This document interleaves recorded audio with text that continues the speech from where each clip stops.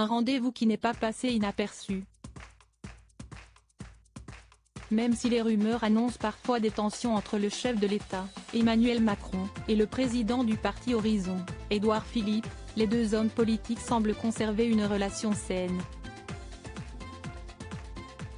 En témoignent les révélations de nos confrères du Figaro, ce mercredi 14 juin, qui ont indiqué que le président de la République avait discrètement déjeuné avec le maire du Havre, 2 jours auparavant. Une entrevue qui a notamment appuyé les rumeurs concernant un potentiel remaniement. En même temps, il faut dire que l'époux de Brigitte Macron a multiplié les réunions en coulisses au cours de ces derniers jours.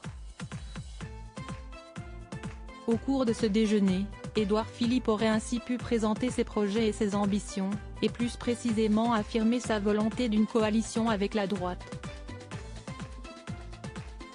Pour rappel, l'ancien Premier ministre avait révélé qu'il était favorable à cette entente afin de stabiliser le jeu politique, comme il l'avait souligné dans les pages du Figaro en avril dernier.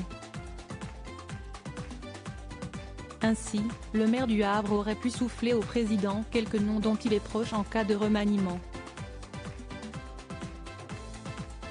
C'est notamment le cas de Christophe Béchu, transition écologique, d'Agnès Firmin-Lebaudot, profession de santé, ou encore de Charlotte Caubel, petite enfance.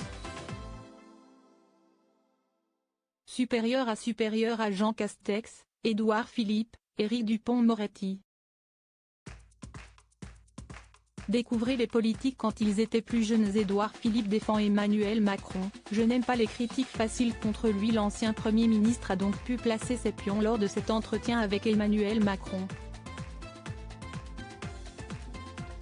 Une stratégie d'autant plus cruciale puisqu'Édouard Philippe a déjà laissé planer le doute à de nombreuses reprises quant à une potentielle candidature pour 2027.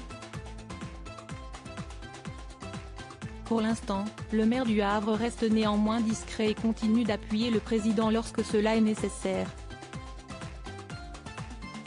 Lors d'une interview accordée à Paris Match, en mars dernier, il avait notamment salué le courage du locataire de l'Élysée, en insistant sur la difficulté du poste de chef de l'État. Si est pour cela que je n'aime pas les critiques faciles contre lui, avait-il expliqué, avant de poursuivre, je suis frappé par la difficulté, l'immense responsabilité qui pèse sur les épaules de celui qui exerce cette fonction. Article écrit en collaboration avec 6 médias. Crédit photo, marque de Tienda Panoramique.